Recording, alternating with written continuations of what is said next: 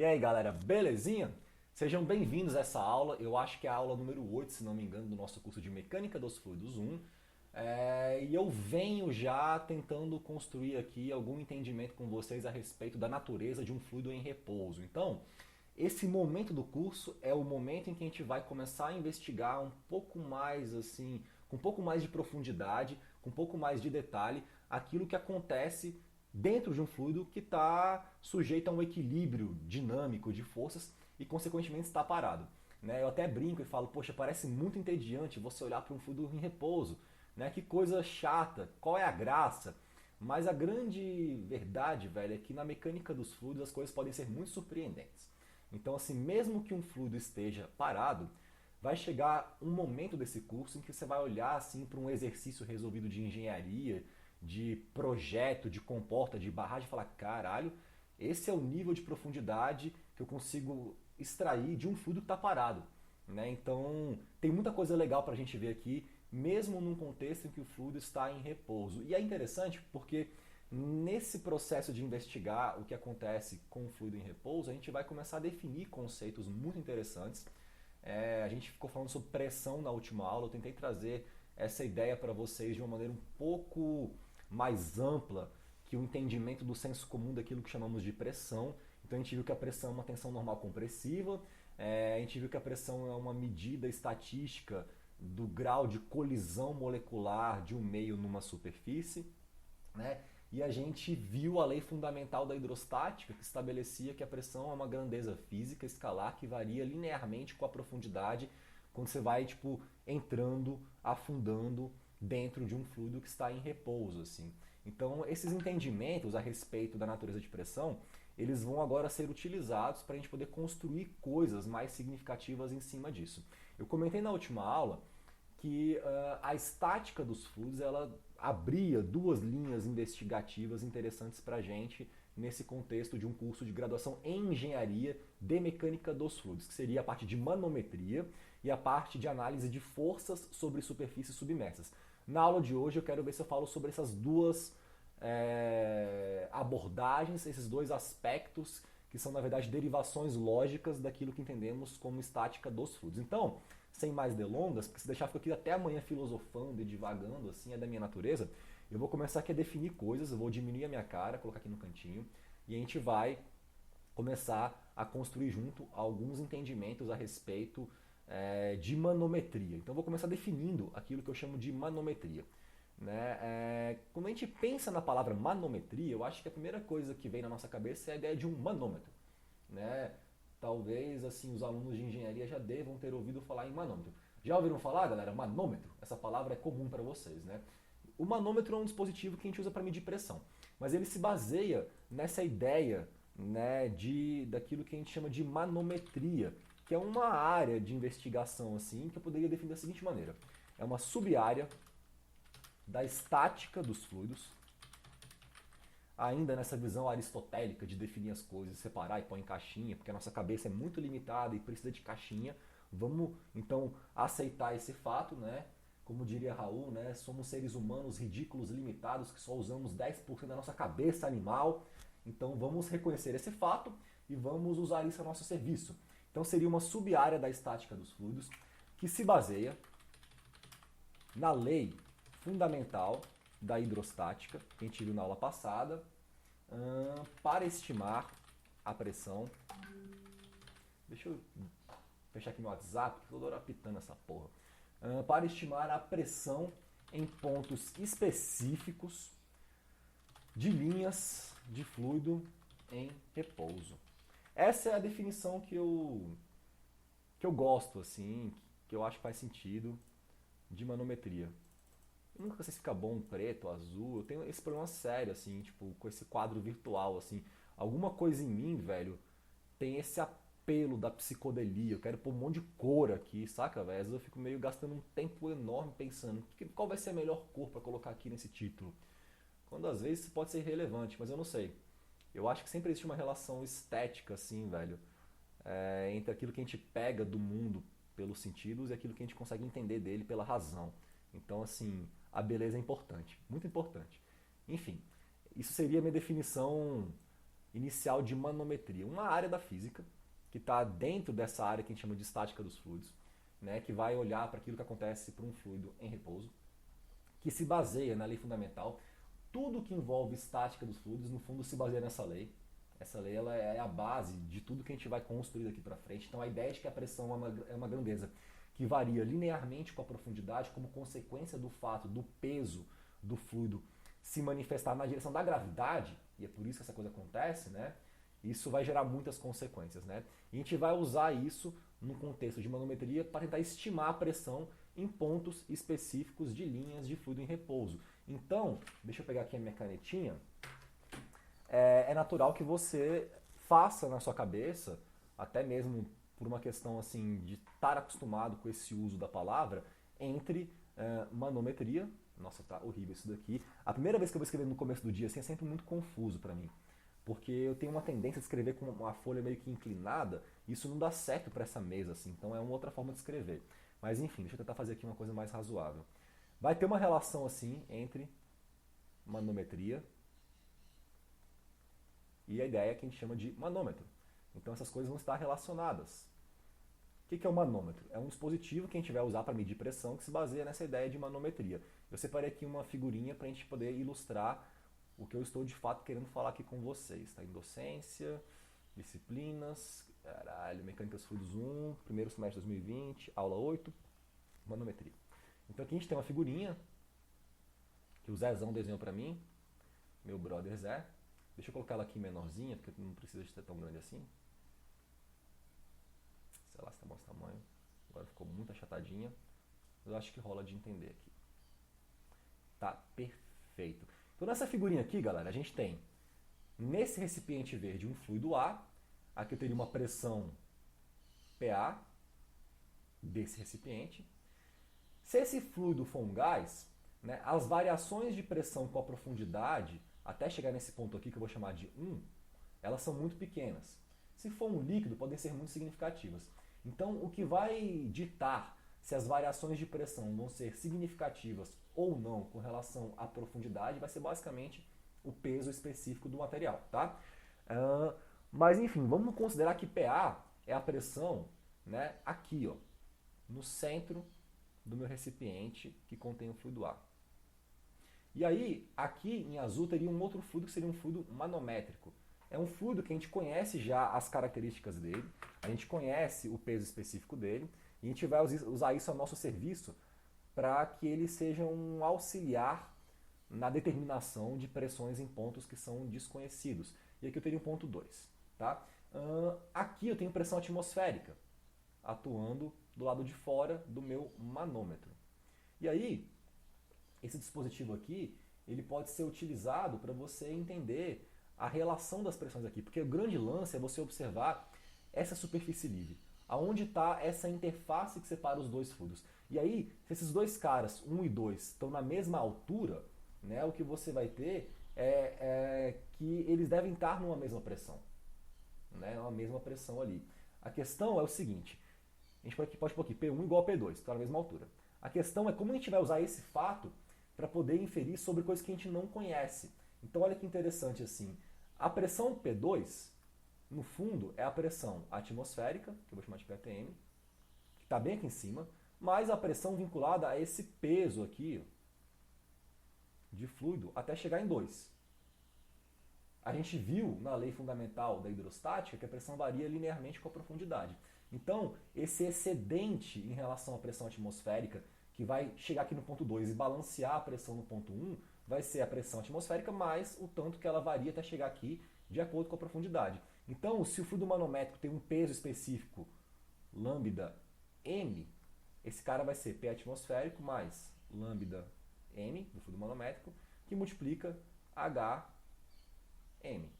Então, conhecendo essa propriedade lambda m e medindo essa altura com uma régua, você consegue saber a pressão no ponto 2, assim, tá? Que seria igual a pressão, né, essa soma aqui, e seria igual a pressão no ponto 1 também. Então, se eu quero saber a pressão do gás, nesse contexto, basta que eu some a pressão atmosférica, esse cara aqui. Agora, olha que interessante, isso aqui, assumindo Deixa eu pôr um H minúsculo aqui. HM. Isso daqui, assumindo que lambda A é muito menor do que lambda M. Eu até coloquei aqui gás, mas na verdade seria o fluido A, né? O que eu estou chamando de gás. Assumindo que seja um gás, seria isso daqui, né? Porque para um gás, o peso específico, ele geralmente é muito menor do que o peso específico de um fluido manométrico. Geralmente, o fluido manométrico é mercúrio, que é o fluido mais denso que tem. Assim. É um metal líquido, né? A massa específica do mercúrio é cerca de 13 vezes a massa específica da água, né? Vocês já pegaram assim um potezinho pequenininho com mercúrio e carregaram assim ou não? É pesadíssimo, assim, você fica de cara, assim, é bizarro. Você fala, caralho, que porra é essa? Cara, é um peso, assim. Você pega um plástico filme pequenininho, né, e põe lá mercúrio e fecha, assim, evidentemente sem tocar o mercúrio, porque ele é tóxico, ele não pode fazer isso, né, mas quando está fechado num recipiente pequenininho, ele pesa muito o recipiente, assim, porque é um fluido muito, muito, muito, muito denso. E geralmente é o cara que a gente usa para fazer, por exemplo, esse tipo de inferência. Então, se o fluido A for, sei lá, um gás, assim, um cara muito mais leve, de tal sorte que o peso específico dele seja tipo, muito menor do que o peso específico do fluido manométrico, você poderia, em tese, desprezar essas variações de altura aqui dentro. Agora, se a massa específica desse cara for da ordem da massa específica do fluido manométrico, você não vai poder desprezar essa alturazinha aqui, ó, desse cara.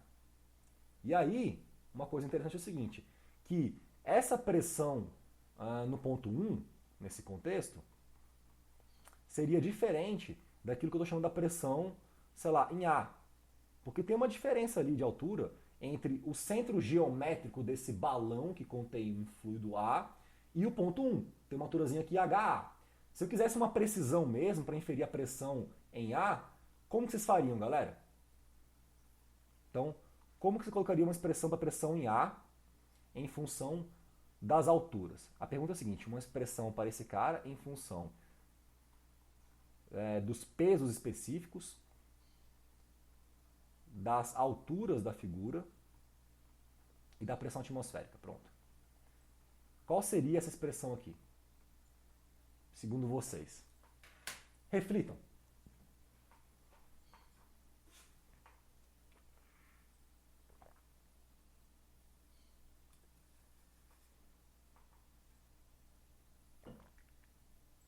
O que eu teria que corrigir nessa expressão aqui, ó?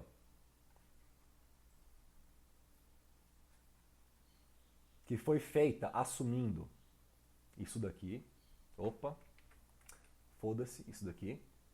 De tal sorte que eu não considerei aqui, ó, HA. Repara que nessa expressão aqui não entra o peso específico e nem a altura A entre o centro geométrico desse balão e esse menisco, essa interface que se forma no ponto 1.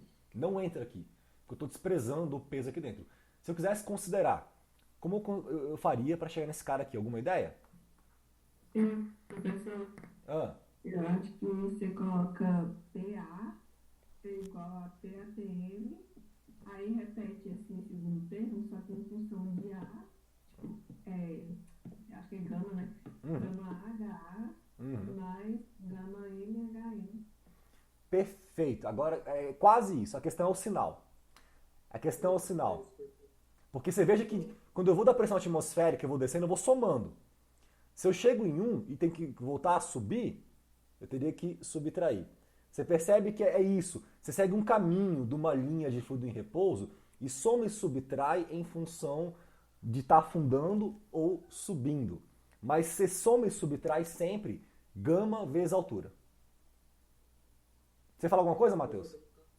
Seria PA mais gama HA igual a PATM mais gama HM. Perfeito. Perfeito. Você pegou e olhou para o menisco, para o 1 e 2, e aí veio pelo lado esquerdo e veio pelo lado direito, e igualou os dois na junção. Tem várias formas diferentes de você pensar em manometria, né, e que vão chegar no mesmo lugar.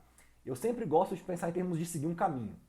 E aí eu vou somando, subtraindo, em função de estar afundando ou subindo aquilo que eu entendo que tem que ser somado ou subtraído. Então vamos sei lá, né? em vez de olhar aqui pro ponto 1 e 2, o Matheus, a cabeça dele falou o seguinte, beleza, eu vou somando para cá, cheguei aqui. Depois eu vou vindo aqui, eu somando, cheguei aqui. E eu igualo os dois na interface. Né? Vamos pegar aqui e partir de A e vamos percorrer esse caminho até chegar na pressão atmosférica, vendo como que a pressão vai variando ao longo do caminho. Né? Porque é muito interessante, está parado, mas tem variação de pressão ao longo do caminho. Né? Porque tem uma geometria, tem profundidade, tem fluidos diferentes. Esse tipo de problema pode ficar muito complexo. Assim. Você pode assim, complicar muito isso aí e pôr uma questão de prova que ninguém resolve. Só usando manometria, sabe? Já fiz isso. Então, assim, é possível. Então, vamos pegar o seguinte. Vamos partir de A. Então, aqui vamos fazer o seguinte. Partindo de A,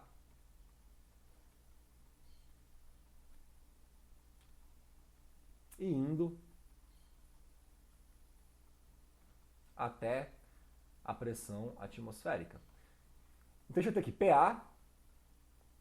Aí esse cara foi, andou aqui, afundou. Afundou uma profundidade HA com seu peso específico γA até chegar no ponto 1. Então, para ele descer, ele sai somando, porque está afundando em relação a PA. Então, mais γA, HA. Aí, chegou no ponto 1. Aqui, esse pedaço em azul que liga 1 a 2, ele é irrelevante, porque ele desce e sobe de novo. Então, esquece ele. Estamos aqui em 2 já. E vamos subir. De 2, você vai subir até a pressão atmosférica. Você vai subir, você subtrai aqui, ó. Menos γm HM.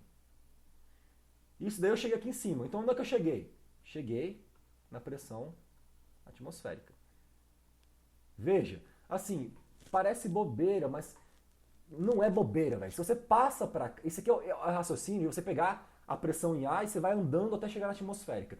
Se você passa esse cara aqui, lambda m, HM para lá, você vai ter então PA mais HA, lambda A, igual a PATM mais lambda m, HM.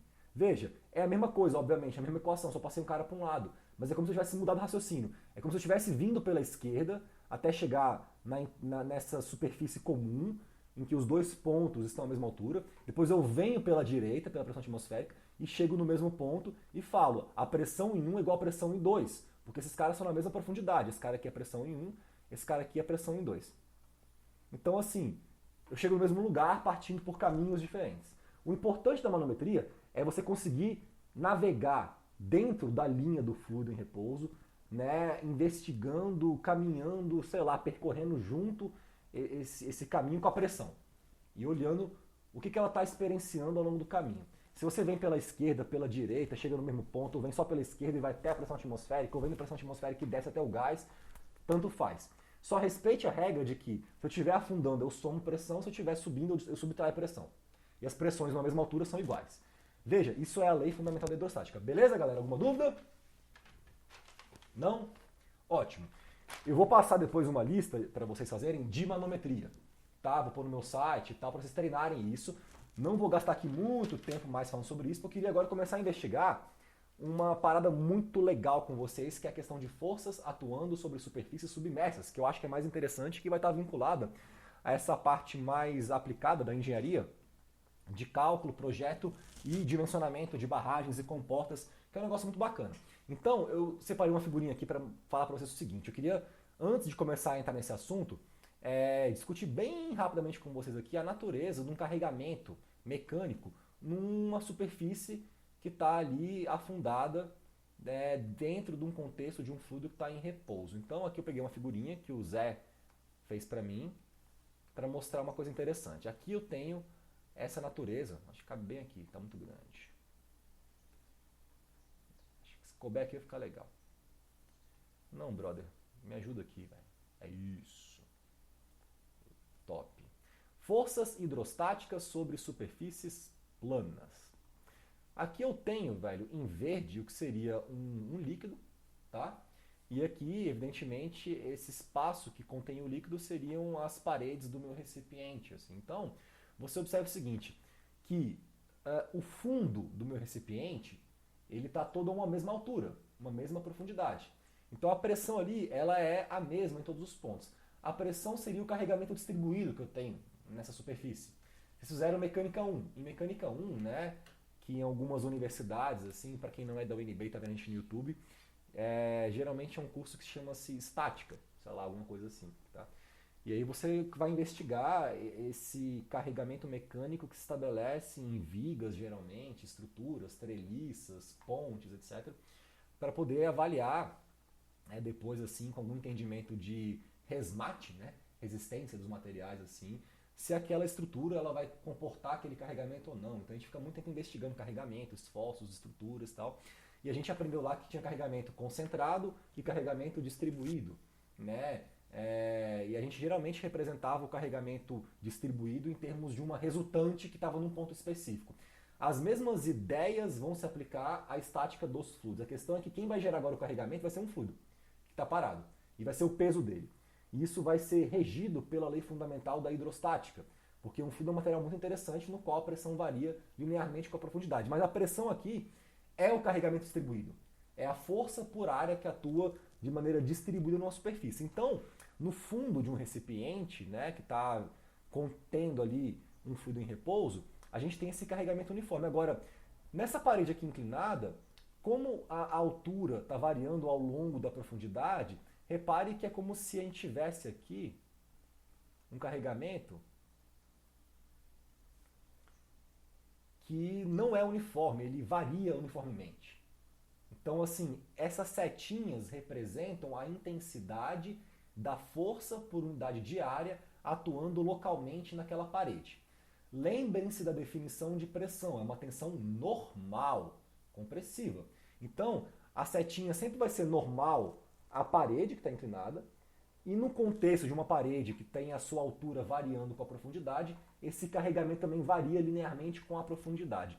Então, esse triângulo que você está vendo aqui com setinha seria uma representação geométrica desse carregamento mecânico que atua em cima de uma parede inclinada, né, que está sendo ali preenchida por um fluido que está em repouso e que tem um peso ali que vai querer se distribuir ao longo dessa parede. Tá claro a ideia desse carregamento para vocês aqui, pessoal? A natureza dele? Beleza. Então eu vou usar essa ideia para a gente fazer um desenho simbólico, né? E aqui eu vou pedir um pouquinho de paciência, porque, velho, eu não sou um cara muito habilidoso para desenhar as coisas aqui. Faço o meu melhor, como sempre na vida, mas assim, tenho as minhas limitações de coordenação motora, de tremedeira, enfim. Mas vamos nessa. Eu vou desenhar aqui uma parede para tentar definir com vocês algumas variáveis. Vou até pôr mais... Deixa eu ver como é que eu vou fazer aqui. Mais grosso. Esse lado aqui que ele é importante, que é onde vai estar a superfície que eu vou analisar. Então, top. E aí, deixa eu pegar de azul, tirar isso daqui. Eu vou ter aqui uma superfície livre que eu vou desenhar assim, ó, tipo umas ondinhas. Tem um fluido aqui dentro. Uma coisa assim. Eu vou usar esse triângulozinho aqui para indicar que esse cara é uma superfície livre. Opa. Ótimo. Então esse triângulo de cabeça para baixo ele é uma simbologia de engenharia mesmo, para falar, beleza, aqui eu tenho uma interface, é uma superfície livre. Eu tenho, sei lá, pressão atmosférica em cima e embaixo eu tenho um fluido já, tá? Então aqui já deve ter ficado óbvio para vocês até agora que isso aqui é um fluido. Então, fluido. E aí eu vou desenhar algumas variáveis aqui de referência. Essa profundidade aqui, ela vai estar associada a uma variável que vai ser utilizada depois no nosso desenvolvimento teórico.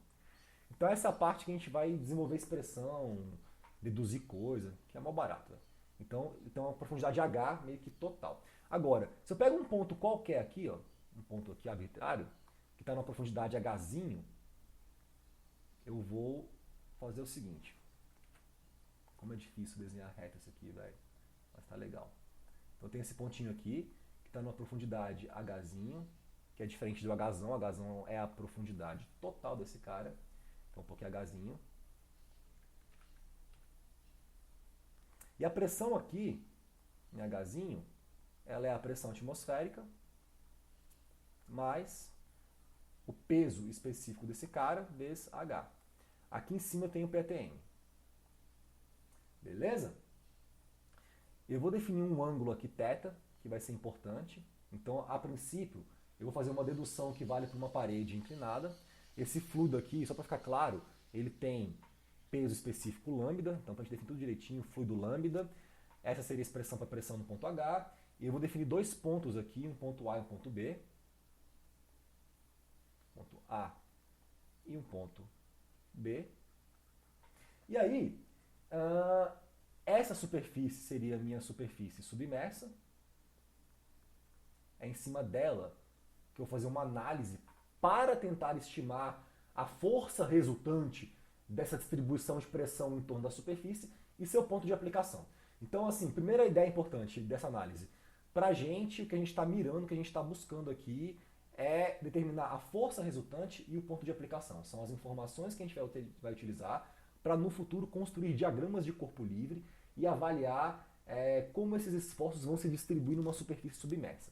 Beleza? Então, esse cara seria a superfície submersa, que é um R. Tá, perfeito. O que eu vou fazer aqui? Eu vou pegar essa superfície submersa, dar um Ctrl+C, Ctrl+V. Uma coisa que eu acho muito legal do quadro virtual é isso. Você pode copiar e colar aqui, velho, e o bicho entende isso. Você pode usar isso depois para fazer tipo um desenho, né? É muito legal. Então deixa eu fazer o seguinte, para caber nessa página, que eu acho que ficaria legal, eu vou diminuir essa figura. Perfeito, acho que está suficiente. Vou apagar um monte de coisa aqui que eu não vou precisar usar. E o meu rolê aqui agora vai ser simplesmente tentar desenhar com vocês. Deixa eu até pegar esse A e B e colocar. Perdão, fazer o seguinte. Pegar o A e o B e colocar um pouquinho em pontos assim um pouco maior. Aqui, legal. Em pontos diferentes. Então o A aqui e o B eu vou pôr. Cadê o B? Aqui. O que eu vou fazer aqui? Eu vou tentar desenhar o carregamento vinculado à distribuição de pressão que essa parede vai estar sentindo. Então vamos comigo. Do lado de cá, do lado direito da parede, aqui, ó, nesse ponto aqui, nesse lado aqui. Qual é o carregamento que esse cara vai experienciar aqui? O que eu tenho nesse lado aqui? Pressão atmosférica. Perfeito. Aqui eu tenho pressão atmosférica. Então P ATM. A pressão atmosférica, ela varia com a profundidade para a gente aqui nesse contexto? Não. Não. A resposta precisa seria sim, porque tem um peso, mas a resposta prática é não, não varia. Né? Pra vocês terem uma noção, assim, para a gente sentir essa pressão atmosférica, a gente tem que ter, sei lá, quilômetros de ar acima da nossa cabeça, né? Até chegar fora da atmosfera lá. Então, assim, o ar é muito leve. Não vai ser uma questão de metros ali que vai fazer uma diferença de pressão. Então vamos assumir que a pressão atmosférica ela não varia com a profundidade, pelo menos nessa escala de comprimento do tamanho de uma parede ali. Se fosse uma comporta de 11 km de tamanho, beleza, vai variar. Mas uma comporta tipo de 2 metros, de 100 metros, despreze. Então do lado de cá eu vou ter uma pressão uniforme igual à atmosférica. Como que eu vou representar isso daqui? Vou pegar isso daqui, desenhar uma setinha assim. Outra aqui do mesmo tamanho, sempre na direção normal, a parede. Então, começar a desenhar esses carregamentos vai ajudar muito vocês a entender as coisas aqui. E esse desenho, sei lá, algumas setinhas aqui só para poder ficar bonitinho e para que você realmente entenda que esse carregamento ele é um carregamento distribuído, né? E que nesse contexto aqui não varia com a profundidade. Então, põe aqui uma setinha maneira. Isso aqui a gente está tipo, representando, simbolizando. Vamos pôr mais uma aqui para ficar legal. Essa pressão atmosférica. Perfeito? Agora, no lado de cá, o que a gente tem? Véio? No ponto A, qual que é a pressão aqui em cima, nesse primeiro ponto, assim, do lado de dentro? Antes de começar a afundar. Perdão? A atmosférica. Perfeito. Então aqui eu vou desenhar uma setinha do mesmo tamanho. Igual. Só que o que vai acontecer conforme eu for afundando aqui? A pressão vai aumentar com a profundidade. Então daqui eu desenho tipo uma linha reta assim, ó. Pô, eu tô querendo desenhar um negócio aqui e não tá cabendo. Então é o seguinte, brother, eu não vou ficar sofrendo com isso não. Eu vou pegar isso daqui, eu vou dar um Ctrl X, eu vou pular de página, e eu vou dar um Ctrl V, e aqui a gente vai desenhar com calma as coisas, porque eu fico me sentindo mal de desenhar as coisas. Quero aproveitar o espaço. Não, vai, bora nessa.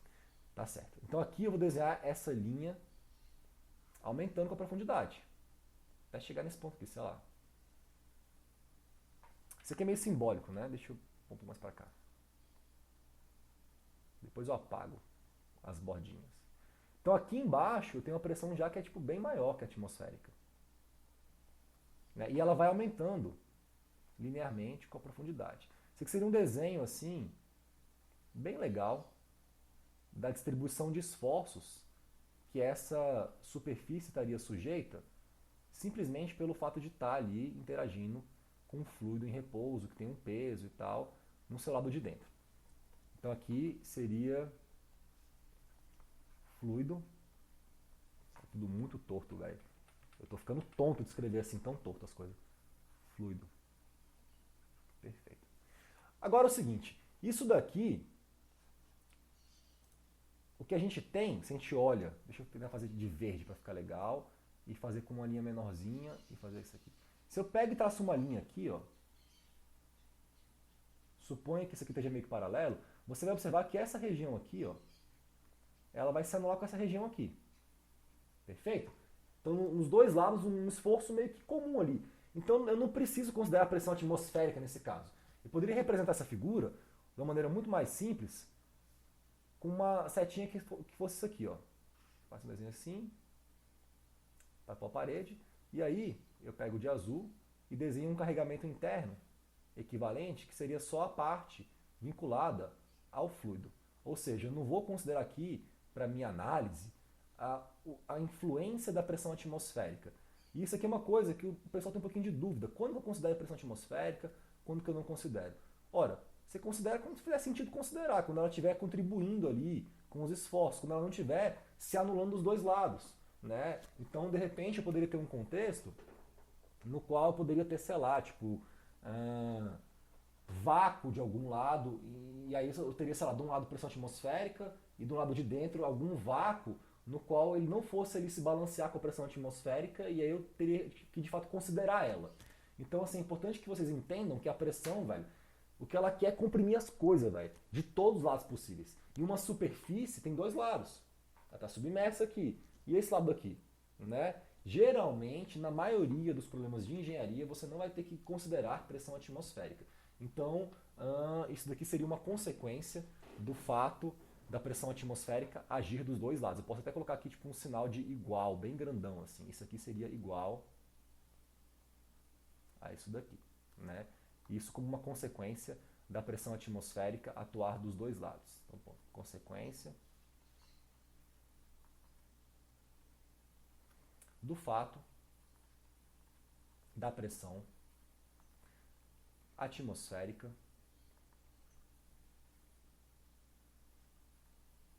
atuar dos dois lados. Até aqui, pessoal, alguma dúvida? Ou posso prosseguir? Tá de boas, né? Então, maravilha. Agora, vou fazer um outro desenho aqui para a gente começar a definir as variáveis que eu vou utilizar para fazer a minha dedução. Então, a gente tem aqui a nossa parede inclinada. Caralho, essa parede está horrível. Vamos pegar aqui uma régua. Tem aqui a parede inclinada, fazer até um desenho maior assim. Perfeito. E eu vou fazer alguns sistemas de eixos aqui para fazer a minha análise. O primeiro vai ser um sistema de eixo assim. Cara, é muito difícil. Pronto, yes. Ficou legal. Esse cara. E aí eu vou ter uma variável que vai crescer nesse sentido aqui. Então esse aqui vai ser um eixo de referência. Essa variável eu vou chamar de xi, que é uma letra grega muito bonita, que eu gosto bastante. Esse ponto aqui continua sendo o ponto A. Esse ponto aqui continua sendo o ponto B. A gente tinha também, né, esse ângulo θ. Então, eu vou desenhar esse outro plano aqui, na horizontal, porque esse ângulo θ ele vai ser muito importante para a gente. Que mais? Tá. Lembre-se que a profundidade H que aparecia aqui em cima, ó, ela era definida em termos de uma direção vertical que partia da superfície livre. Então, dito isso, eu vou tentar relacionar H, Xi e θ por um triângulozinho. Lembre que H é um eixo vertical, o Xi está inclinado. Então, eu poderia desenhar aqui dentro, para a gente poder ter uma referência, a relação entre H, θ e Xi. Opa! Maravilha. Então esse cara aqui é o ângulo θ. essa distância aqui é o xi e esse cara seria o h. Só para a gente pegar dessa relaçãozinha aqui, uma relação entre h, seno θ e xi. O h é o cateto oposto em relação a esse ângulo θ, que a gente conhece, o xi é a hipotenusa, então h sobre xi é seno θ, h vai ser igual a xi seno θ. Isso aqui a gente vai usar em algum momento, tá? Estou só construindo com vocês o sketch assim, do meu esquema dedutivo. Essa distância aqui, deixa eu colocar uma cota. Essa distância aqui eu vou chamar de Lzão. Ela vai ser importante para a gente. Professor, Diga. esse H seria o Hzão, né? Não, na verdade não, seria o Hzinho mesmo. Tipo, o Hzão seria se eu tivesse relacionando com L, por exemplo, que seria isso daqui, ó. Entende? Tipo assim, o xi é uma variável qualquer. Ela varia localmente. O Hzinho também. Qualquer ponto ali tem um ponto Hzinho. O Hzão já é a profundidade total, até o chão. Seria Hzão se no lugar de xi fosse Lzão, que é o comprimento da parede total. Ah, entendi. Beleza? Beleza. Então, beleza. Essa superfície aqui, eu vou também falar, que é importante, ela tem uma área A. Então, área A. O que seria essa área A, velho? Seria a área dela mesmo no plano da figura. Então, por exemplo, sei lá, se isso é a minha comporta, né, eu estou olhando ela de lado. Né, aqui está o carregamento, a pressão, aqui está o L, A, essa área aqui. Beleza? Maravilha. Como é que eu poderia estimar, velho, a força resultante que atua entre A e B, sabendo que o carregamento aqui é dessa natureza aqui, é distribuído, e que esse carregamento é pressão, e que pressão é força por área. Se eu tenho a força por área ao longo da área, como eu faço para saber a força resultante, galera? Fizeram cálculo 1, fizeram mecânica 1, né? Você vai fazer como o Matheus falou. O Matheus falou com a mão, ele fez assim, ó, uma cobrinha. Né? Integra. Foi isso que eu entendi, não foi isso que você falar? Integra. É comunicação não verbal. Então é isso, a gente vai ter que integrar esse cara. Né? Então eu vou escrever o seguinte, para a gente deixar o quadro bem organizado. A força resultante atuando na superfície submersa, vamos pôr assim, é dada por. Agora bora integrar, agora vem cálculo, yes! Agora a gente para de fazer desenho, porque eu sou péssimo em fazer desenho e eu prefiro falar do que desenhar, porque sou incompetente para desenhar e tenho alguma competência para falar, então a gente realmente sempre prefere fazer aquilo que a gente faz bem, né? Eu, por exemplo, prefiro tocar piano do que dançar. Mas eu gosto de dançar também, bastante. Mas toco piano melhor, então eu prefiro tocar piano. Né? A gente faz aquilo que a gente faz melhor. Então, primeira questão é o seguinte, o módulo da força resultante. Porque ela tem uma direção que é normal, mas eu vou estar inicialmente interessado no módulo dela. Vou escrever o seguinte, que o módulo da força resultante, que eu vou chamar simplesmente de FR, sem símbolo de vetor, ele vai ser igual à integral nessa área, que eu ainda não sei, de P dA. Vou integrar a pressão ao longo da área. Agora, a pressão, eu já vi aqui, que ela é dada pela lei fundamental da hidrostática. E eu vou desprezar o efeito atmosférico, porque é tudo dos dois lados. Então essa pressão vai ser simplesmente um gama H dA. Perfeito? Agora, eu já vi aqui que o H é xi seno θ. E aí eu vou integrar no eixo xi, que é o eixo que faz mais sentido, porque é o eixo que está ali, velho, alinhado com a placa. Então eu vou integrar em xi. Então aqui eu vou colocar assim, xi seno θ dA. Bom, gama é constante ao longo da área e o seno θ é constante também. Então, o que varia, né, é o xi, que é essa coordenada que vai desde a superfície livre até Lzão andando ao longo da placa. Então aqui eu vou tirar para fora da minha integral o gama e o seno θ. Então no fundo tem que integrar ao longo da área, psi dA. Esse é o primeiro ponto. Beleza? Aí eu vou usar uma ideia que na verdade vem um pouco de mecânica 1. Vocês lembram que em mecânica 1, né, estática, vocês viram muito a ideia de centroide, centro geométrico, momento de inércia. Essas coisas todas vão aparecer aqui nessa análise naturalmente. Então só para que vocês lembrem assim, né, vamos chamar essa equação de 1, que ela é importante, e eu vou fazer aqui uma recapitulação da definição de centroide. Então eu vou fazer o seguinte, lembre-se que a coordenada C do centroide da área é dada por... Se você fosse definir um centroide, porque ele vai aparecer como um ponto muito importante para a gente aqui, deixa eu colocar aqui no cantinho, esse xi do centroide nada mais é do que uma média na área da coordenada xi. Então 1 sobre a xi dA. Perfeito? Vocês lembram disso? Né? O centro geométrico de uma superfície ele vai ter uma posição em x e y.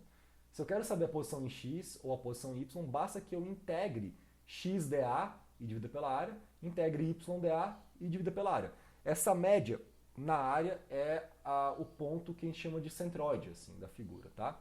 Então a gente vai usar essa ideia aqui para poder simplificar um pouco a equação 1. Porque aqui eu apareço com uma integral de 1 xi dA e tal. Então mesmo que eu não saiba ainda integrar esse cara, não conheça isso, eu sei que essa integral vai estar relacionada com a coordenada xi do centroide da figura.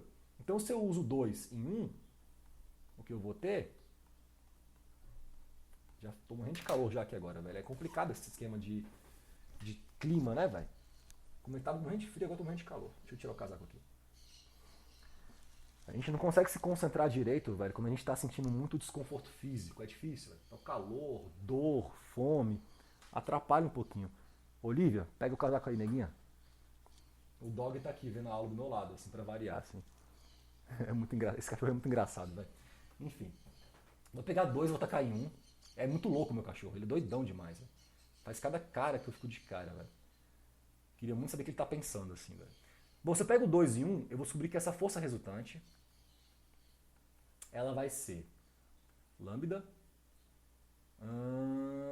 seno θ, que multiplica a área vezes a posição do centroide da minha figura. Perfeito, galera? Tá claro isso? Agora olha que interessante, velho. Se você olha para essa relação aqui, H igual a xi seno θ, o que seria para vocês o xi do centroide, ou seja, a posição do centroide segundo um observador que está aqui nesse eixo, que avança paralelamente à placa, que multiplica seno θ. Porque apareceu aqui, xi do centroide seno θ. O que seria igual ao quê? Se você olha para essa expressão aqui. L sobre 2? Seno θ? L sobre 2? Depende se a figura for uma figura plana. Se for uma figura em forma de violão, que está submersa. Então, no caso mais geral possível. Xi seno θ não é a altura, a profundidade? Se é o xi do centroide, vai ser a profundidade do quê?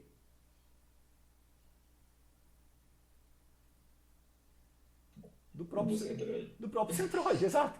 Isso aqui é igual ao H do centroide. Pronto. Perfeito? Porque olha que interessante, tem uma figurinha aqui que o Zé desenhou e que eu não tinha ainda usado, porque ela tem muita informação, mas olha que interessante, deixa eu ver se eu acho aqui.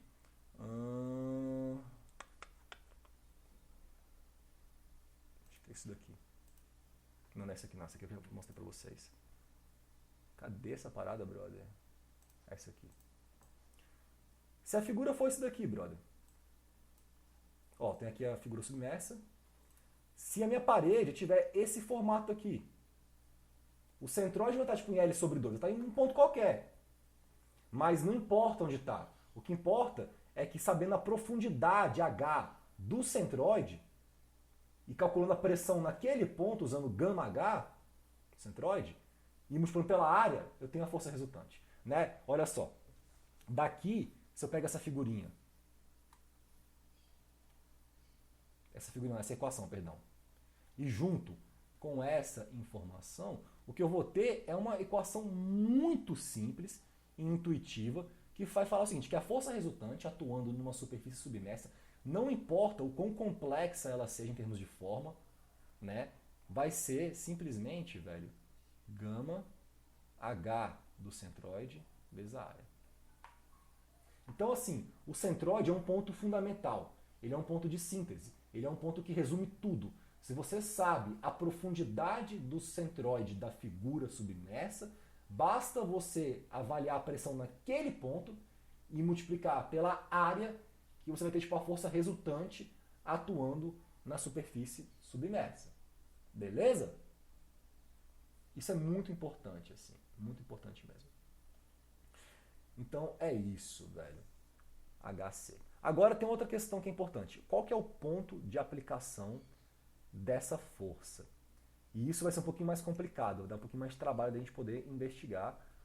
Cara, eu odeio quando eu não consigo escrever bonitinho. HC, olha que legal. É muito sensível, velho, essa lousa, então é tudo muito fino, velho.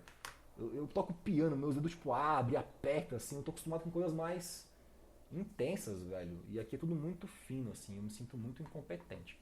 Beleza, isso aqui é a força resultante. A questão agora é o ponto de aplicação. Então, antes de falar de ponto de aplicação, eu queria definir com vocês o que é ponto de aplicação. Vocês devem achar estranho, né? Tipo, esse cara é muito louco, quer definir tudo. É isso aí, sou muito louco, quero definir tudo, brother. Porque eu não acredito que as definições que até agora foram apresentadas para vocês foram suficientes. Então tem que ir além. Então a pergunta é, e o ponto de aplicação? Essa é a pergunta que a gente quer resolver. Para você estimar os carregamentos, assim, você tem que saber esse ponto de aplicação. Veja, muitas vezes tem uma comporta, assim, e vai ficar mais claro no futuro, que eu vou dar alguns exemplos práticos, que para você estimar a força mínima para abrir a comporta e tal, você tem que saber a distância do ponto de aplicação em relação àquele pivô que pode girar para estimar balanço de momento em relação ao ponto de apoio. Então, saber a força e o ponto de aplicação são coisas fundamentais para você poder avaliar a coisa como um todo. Eu estou aqui dando ênfase, por enquanto, na busca de expressões que visem estimar força e ponto de aplicação atuantes numa superfície submersa devido ao fluido. Mas uma vez que eu entenda o que o fluido está fazendo, aí eu tenho que ir para a superfície em si, fazer um diagrama de corpo livre dela, para ver como que ela vai se balançar com outros esforços. Aí vira um problema de mecânica 1 mesmo, de estática. Só que assim, uma das forças ali veio do fluido. Então eu estou integrando agora conhecimentos de matérias que vocês já fizeram com a matéria nova, tá? Que é isso que a gente faz na engenharia. Então, eu vou aqui definir ponto de aplicação com vocês. Vamos pôr aqui, sei lá, de verde. O que eu escrevi? Vamos ler aquilo que eu escrevi, que eu também não lembro mais. O legal desse curso é que assim, eu estou gastando zero tempo preparando ele. Assim, eu pego o meu caderno antigo, fico só lendo aqui agora e falando com vocês, então me economiza muito tempo. Eu não estou preparando do zero. Assim, se tivesse, estaria fodido, velho. Dá um trampo do caralho preparar um curso do zero. Mas isso já foi feito várias vezes, então agora é só falar. Então, para um carregamento distribuído, que é o que a gente está aqui avaliando, chamamos de ponto de aplicação da força resultante uma posição hipotética sobre a superfície de atuação do carregamento que, quando sujeito à aplicação dessa força resultante, manifesta o mesmo momento com relação a qualquer ponto da superfície. Deixa eu ver o que eu escrevi. Que os momentos, tá meio estranho, mas é isso mesmo, combinados devido ao carregamento distribuído. Quando eu escrevo isso, tá claro para vocês o que é isso? É uma questão de balanço de momento. Eu tenho a força, beleza, resultante. A força resultante, ela simboliza o resumo da obra. Agora, o ponto de aplicação dela, ele vai resumir o resumo da obra em relação ao balanço de momento, em relação a qualquer ponto, para que aquela estrutura esteja inserida num contexto de equilíbrio estático, de equilíbrio de força. Então é isso, eu tenho que ter um ponto de aplicação dessa força para ver qual que é o momento que ela gera em relação a outros pontos. E se está em repouso, esse momento tem que se anular com outros momentos. Porque aqui eu estou falando de ponto de aplicação por um carregamento que é distribuído. Mas eu posso ter esse cara competindo com carregamentos localizados.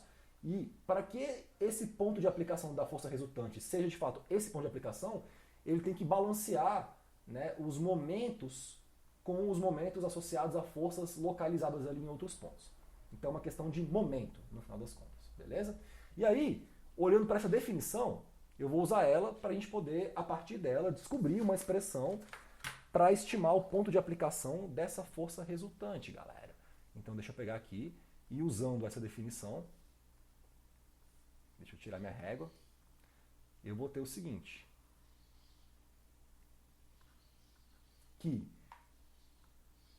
o sigma P, o xi P, desculpa, seria o xi do ponto de aplicação dessa força, quando multiplicado pela força resultante. Então esse aqui é o momento que isso vai gerar, tem um ponto em relação ao eixo, tem esse cara, vai ter que ser igual ao momento gerado pelo carregamento distribuído, que no fundo é uma integral ao longo dessa área de xi P dA. Isso aqui está claro para vocês ou não? Para que esse xi P possa ser chamado de ponto de aplicação. Pela definição do que é um ponto de aplicação de uma força resultante, que se origina de um carregamento distribuído. Tá claro? É muito legal, velho, quando a gente começa a usar a mecânica dos sólidos com fluido e tal, é bonitinho. Eu tô há tanto tempo mexendo com MacFlu, que eu esqueço essas coisas de sólido. E é legal pra caramba, né? Então aqui, só pra gente poder deixar a coisa bem clara, vou fazer o seguinte. Eu vou definir o que é esse cara aqui e vou definir o que é esse cara aqui. Então esse maluco aqui vai ser uma coisa, que é o momento. Deixa eu pôr aqui numa canetinha na forma de texto, porque está muito tremido. Esse cara é outra coisa. Então esse maluco aqui de baixo, deixa eu pôr uma letrinha bem pequenininha. Vamos pôr a letrinha 10, 11, tá bom. Nada mais é do que o momento da força resultante. Tá claro? E esse cara aqui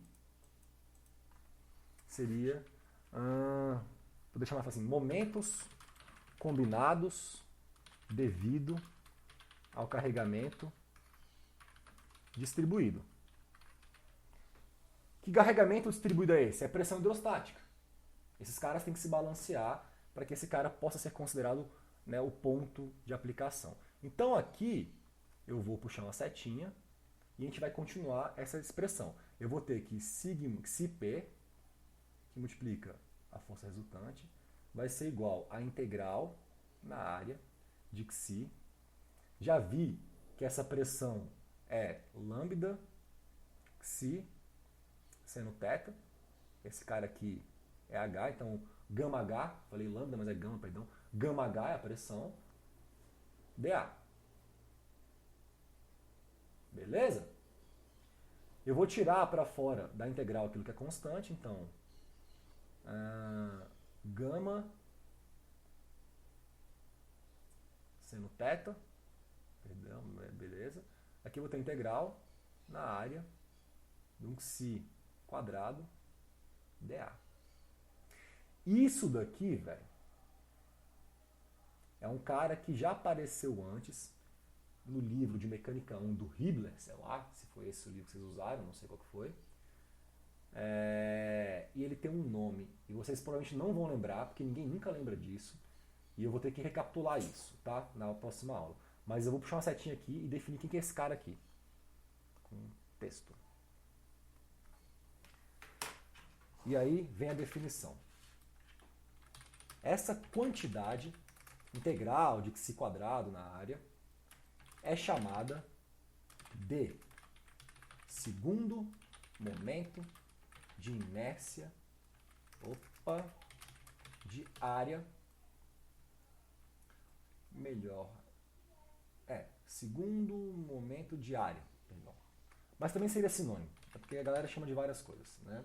Ou simplesmente momento de inércia de área em relação ao eixo perpendicular a psi, aí eu vou pôr aqui na forma de canetinha, que aqui chamaremos de x. Então, o que eu quero falar com isso? Deixa eu pôr isso aqui no lado. Pegar minha canetinha. Aqui, psi, é a letra grega. E essa quantidade é um cara que já apareceu antes, assim, em vocês.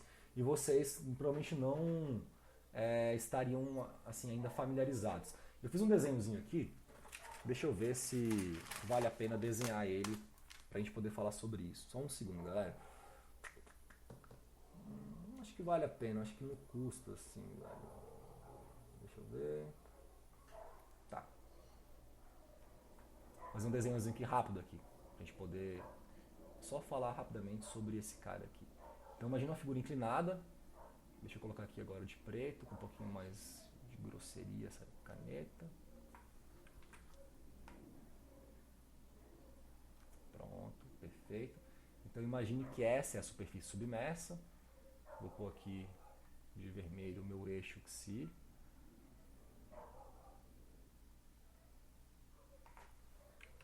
Eu fico um pouquinho agoniado quando as coisas não ficam tipo assim, bem retinhas, saca? Vai ser um pouco meio pai assim. Acho que vai rolar. Perfeito, top. Então aqui está o meu eixo xi. E aí, a simbologia que a gente usaria para definir esse cara é o seguinte: momento de inércia, xx, que é o segundo momento de inércia, em relação ao eixo zero. O eixo zero seria isso daqui, que é onde começa a definição do meu eixo xi, é a origem dele. Perfeito. Esse cara vai ser igual a essa integral na área de xi quadrado dA. Essa é uma definição. E aí, como isso aqui gera muita confusão, velho, é importante falar mais sobre isso, tá? Eu escrevi a seguinte frase vinculada a essa definição e essa simbologia aqui, para ficar mais claro para vocês algumas questões assim de nomenclatura. O que eu escrevi aqui? Eu escrevi o seguinte: geralmente, os livros de engenharia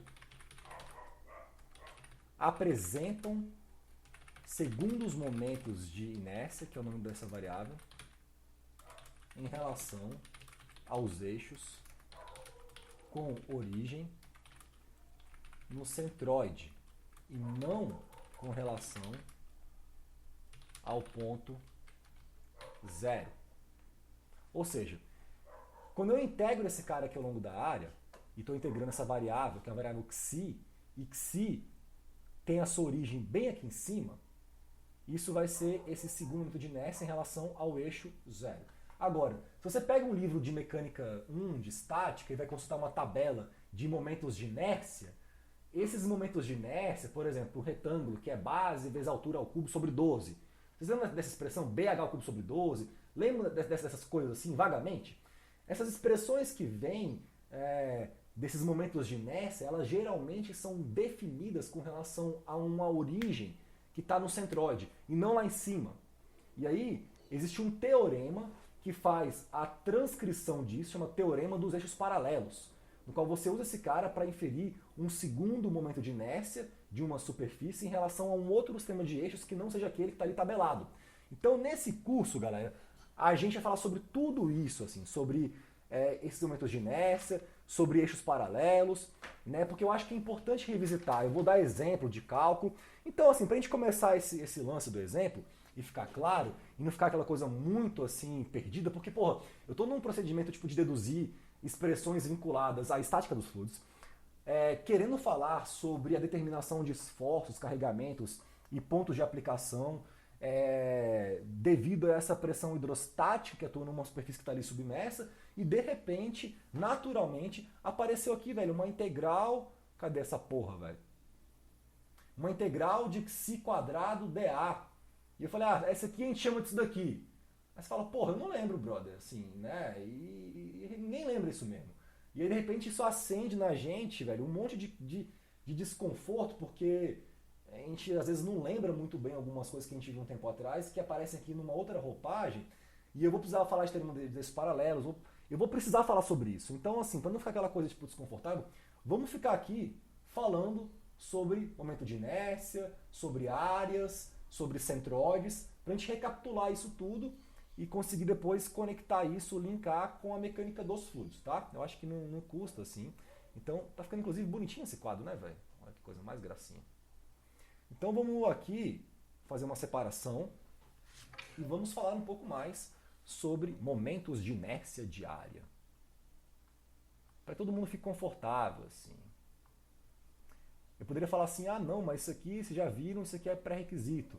Mas, porra, véio, vocês estão num contexto de pandemia, de 1000 matérias, de 1000 coisas, e aí, assim, velho, não é para ser desconfortável. Se você não lembra, a gente recapitula aqui, velho. Eu sou professor, meu papel aqui é ensinar e não ficar tirando onda que eu sei as coisas, porque eu não sei porra nenhuma, essa é a verdade. Então, falaremos aqui um pouco mais sobre momentos de inércia diária. Um pouco mais sobre momentos de inércia diária. E aí, para invés de ficar falando texto e tal, eu vou fazer desenho, a gente vai definir aqui as coisas, vai estimar e vai calcular e tal. Então eu vou começar aqui essa parte, se bem que tá com muito... tá bom aqui. Fazendo uma figura. Então, vamos desenhar aqui um retângulo.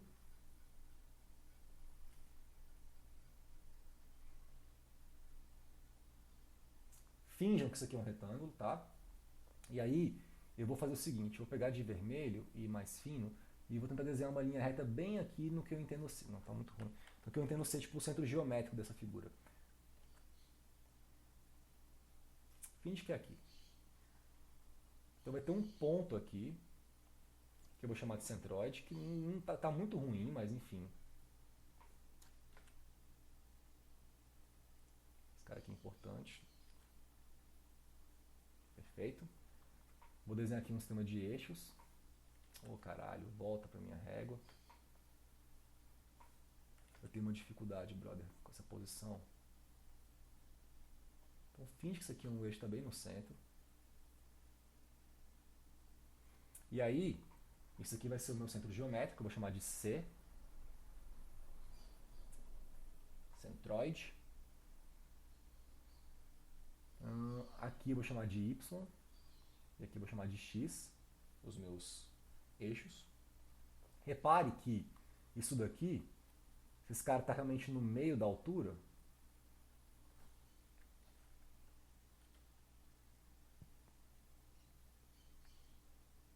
Essa distância aqui, eu vou chamar de H sobre 2, porque é como se esse cara tivesse uma altura H. Então aqui seria H sobre 2. O mesmo vai valer para esse pedaço de baixo, está no meio, né? Porque assim, eu estou tentando colocar símbolos para compensar a minha falta de coordenação motora. Então aí você entende pelo menos o que era para ser e que não está sendo. Aqui embaixo, eu também teria grandezas vinculadas a esse tamanho aqui. Então essa base aqui, eu vou chamar de B. Beleza? E aí, como eu vou ter que integrar aquele cara na área, para poder calcular o momento de inércia, vamos definir um elemento de área, um DA. É importante. Como é que eu vou definir esse cara, velho? Eu vou fazer simplesmente um corte aqui. Ô, cacete, eu sempre, quando eu quero a regra eu não coloco, quando eu não quero eu coloco. Acontece isso com muita frequência. Então aqui eu vou pegar um elemento de área, pegar uma tira da minha placa. Esse cara vai ser um elemento de área. E ele vai valer B dy. Perfeito? Eu vou integrar ao longo de y, esse cara aqui. Então, olha que interessante como é que vem a questão da terminologia, da nomenclatura e das definições. Se eu fosse estimar aquilo que eu chamo de segundo momento de inércia e tal, com relação ao eixo x, na direção x, sei lá, tendo como origem o meu centroide, isso aqui vai ser igual a integral ao longo da área de y² dA. Aqui aparece xx, segundo momento de inércia. Aqui aparece um 2. E aí, por isso 2x ali, segundo momento de inércia, ao quadrado. E esse c é com relação à minha origem. Repare que quando é ixx, eu integro em y. Se fosse iy, eu integraria em x. A coisa é meio que trocada aqui por definição de terminologia, tá? Só para ficar claro para vocês isso daqui. Na aula que vem, eu vou tentar trazer discussões mais físicas e filosóficas sobre o que de fato é um momento de inércia. Tem a ver com a capacidade dos corpos de girar em torno de algum lugar, enfim, é bem legal, assim. Mas por enquanto eu vou mais definir geometricamente as grandezas, a simbologia, as variáveis, porque elas vão aparecer aqui na mecânica dos fluidos, nessa parte de cálculo, esforços de forças sobre superfícies submersas. Então, vamos integrar esse cara aqui, velho. Né? Como é que eu vou integrar isso daqui? Isso vai ser integral na minha área de y². O dA eu vi que é b dy. Como é que eu integro isso aqui numa área, né, para esse cara fazer sentido total, assim? Bom, quando eu saio de dA e uso dy, eu tenho que integrar então em y, na verdade. E o y, ele varia de quanto a quanto na minha figura? Ele varia de menos h sobre 2 a mais h sobre 2. Repare que o que apareceu aqui, velho, integral na área de xi² dA, é meio que a mesma coisa que apareceu aqui. Só que aqui em cima, em relação a uma origem que está lá em cima, e não no centroide. E em vez de eu integrar em y, eu integro em xi, mas é a mesma coisa.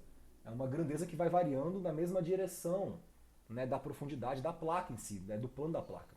Então é a mesma ideia, só que com outras variáveis, outras simbologias. Isso daqui vai dar quanto, galera, essa integral aqui?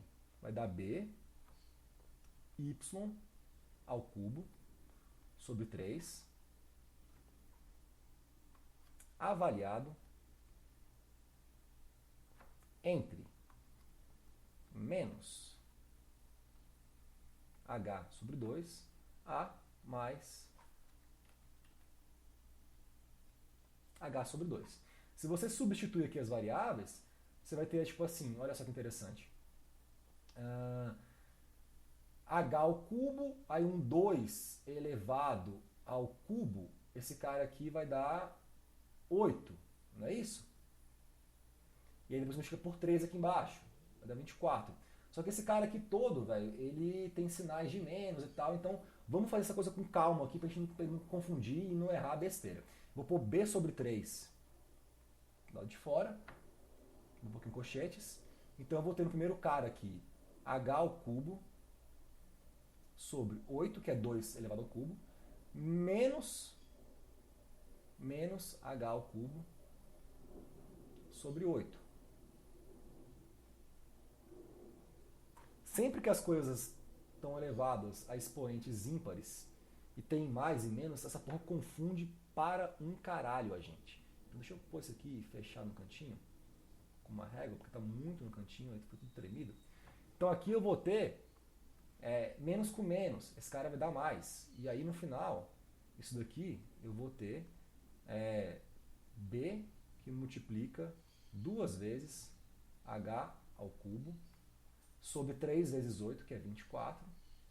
Isso aqui vai ser bh ao cubo sobre 12. Vocês já viram isso aqui várias vezes em livros de engenharia. O momento de inércia de área de um retângulo. É isso. A definição vem daqui, tá? Né? Então a gente vai usar isso também em mecânica dos fluidos. Isso em relação ao centroide. Em relação ao centroide. Se eu quisesse calcular esse cara em relação... Cadê aqui minha régua? Em relação, sei lá, a um ponto aqui fora, eu teria que usar o teorema dos eixos paralelos, que eu vou deduzir na próxima aula também aqui com vocês, tá bom? Para recapitular. Tá claro isso, galera? Isso aqui, então, em relação... Caralho. Em relação ao centroide. Perfeito. Eu queria dar aqui um outro exemplo, velho, que eu acho bem interessante, de uma superfície um pouco mais maluca. Então vamos dar outro exemplo aqui. Vamos chamar esse cara de exemplo 1.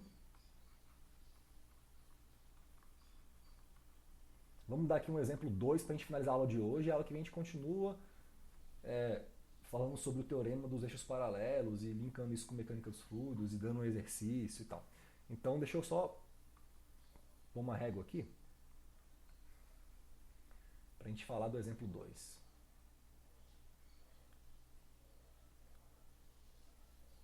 Exemplo 2. Deixa eu pôr verde. Cansei dessa cor aqui. Exemplo 2. Aqui vai ser uma outra figurinha. Eu vou desenhar aqui o meu sistema de eixos. Agora vai ser bem interessante, porque eu vou definir um sistema de eixos que não está no centroide. Para a gente poder brincar e não ficar preso só essa ideia de que tem que ser com relação ao centroide, enfim. Aqui vai ser y, aqui vai ser x. E eu vou ter uma superfície meio que curva, uma parábola, vai ser isso daqui. Essa vai ser minha superfície. De tal sorte que essa curva aqui, que ficou meio torta, vai ser y quadrado igual a cx. Vai ser a cara dessa curva aí. Eu tenho uma expressão matemática, uma função, que descreve essa curva aí. E isso aqui é minha geometria. Eu vou chamar essa distância aqui embaixo de A e essa aqui em cima de B. Então, só desenhar aqui rapidamente. Então, aqui é B, aqui é A. Beleza? E aí, vou fazer aqui uma tirinha. Esse cara aqui é infinitesimal, então ele é tão pequeno quanto eu queira. Para definir um elemento de área para fazer a minha integração. Esse cara aqui eu vou chamar de dy.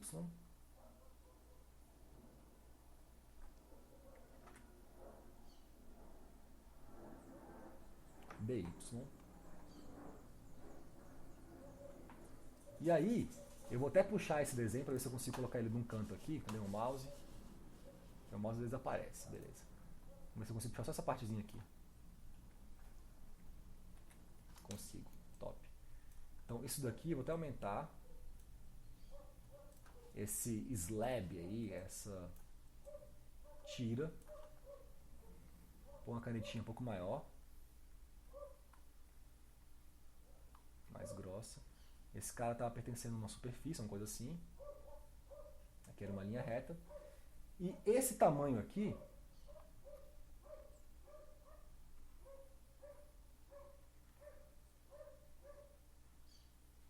que eu vou usar para compor o meu elemento de área, vamos todo mundo refletir junto. Olha para a figura. Quanto que vale esse cara aqui em termos de A, que é esse tamanho total, e em termos de X, que é a distância em relação a um ponto da curva. Porque o x está em cima dessa curva aqui, ó, esses pontos. Ou melhor dizendo, o x pode estar em qualquer lugar. Mas se eu amarro o valor de x a essa expressão aqui, ô cacete, tira a régua, velho. Se eu amarro o valor de x em relação a essa expressão aqui, com y, eu vou estar falando dos pontos x que estão na curva. Perfeito? Para os pontos x que estão na curva, né, qual é a relação entre A e x que vai dar esse comprimento aqui? É bem simples a pergunta. Qual? A menos x. Perfeito. A menos x. Exatamente isso, Igor. Exatamente isso. Então aqui eu tenho A menos x. Todo mundo percebe isso? Se x for descrito por essa equação aqui, ó, amarrado com y, porque seriam os pontos daquela curva. E eu vou usar isso para integrar esse cara aqui. Então, o meu elemento de área, o meu dA, nesse caso aqui, ele vai ser A menos x dy. Todo mundo vê? E aí, se eu quiser calcular o momento de inércia, o segundo, em relação à origem agora, então em relação a esse ponto aqui, O, não mais em relação ao centroide, basta que eu integre nessa área a mesma coisa, y quadrado dA. Mas agora um y que se define não com relação a uma distância em relação ao centroide, como era no exemplo 1, mas com relação a essa origem aqui. Então veja, quando você fala em momento de inércia, você tem que falar com relação ao que é. Não é aquela coisa assim, que nem a área de um triângulo, que é indiferente com relação ao referencial, né, que é base vezes altura sobre 2 de um triângulo, ou de um retângulo base vezes altura, enfim. Quando é momento de inércia, aquele BH ao cubo sobre 12 para o retângulo é com relação ao centroide. E tem que ser com relação a alguma coisa. Aqui eu vou estimar esse segundo momento de inércia, né, com relação à origem, não com relação ao centroide. Então eu vou integrar esse cara aqui. Veja o que vai acontecer então. Aqui, o meu x, para que ele seja o x representativo dessa curva, ele vai ser então y quadrado sobre c. Para que a menos x seja essa distância, porque é o x que pertence àquela curva, que se relaciona com y por aquela expressão. Tá? Então vamos fazer aqui a minha integração para ver o que acontece. Aqui eu vou ter então que i xx0 vai ser igual a integral. No final eu vou integrar em y, então vai ser de 0 até b. O que eu vou integrar aqui? Eu vou integrar y quadrado, que multiplica dA, o dA é a menos x, então é a menos y quadrado sobre c, que é x, dy. Beleza? Deixa eu pegar isso daqui, copiar e colar na próxima página, porque está ficando muito pequenininho ali. Opa, apaguei demais. Beleza, voltei.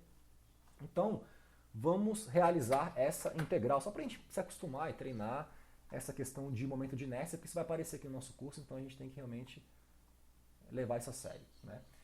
Essa integral aqui, velho, vamos lá, eu vou ter y quadrado vezes a, quando eu integro esse cara eu vou ter a, que multiplica y ao cubo sobre 3, menos, aqui eu vou ter y a quarta sobre c, quando eu integro vai dar y a quinta sobre 5c. Não é isso, galera? Tudo isso, tá certo na minha conta? É, acho que tá. Tudo isso, se a minha coordenação permitir, avaliado entre 0 e b. Então isso aqui vai dar ab ao cubo sobre 3 menos b a quinta sobre 5c. E é isso, assim, acabou aqui. Essa seria uma expressão que relaciona a, b e c com o momento de inércia diária dessa figura maluca com relação a essa origem. Isso só para a gente pegar a definição e aprender a usar e estimar as coisas e ter a clareza com a gente de que esses caras têm que ser definidos com relação a algum tipo de origem. Então, na aula que vem eu vou continuar falando sobre o teorema dos eixos paralelos, porque eu vou ter que utilizar ele para poder fazer as minhas estimativas em mecânica dos fluidos, dessas forças e ponto de aplicação. E aí a gente vai dar alguns exemplos né, de problemas de engenharia, de dimensionamento, de barragem e tal, que é onde está realmente o cerne, o core das aplicações, para que a gente consiga prosseguir na nossa análise prática daquilo que acontece com o fluido que está parado. Eu vou parar por aqui a gravação, agradeço a galera do YouTube que está aí assistindo a gente, aprendendo alguma coisa. É nóis, tamo junto. E vou voltar aqui para os meus alunos para tirar as dúvidas dessa aula. Falou, galera!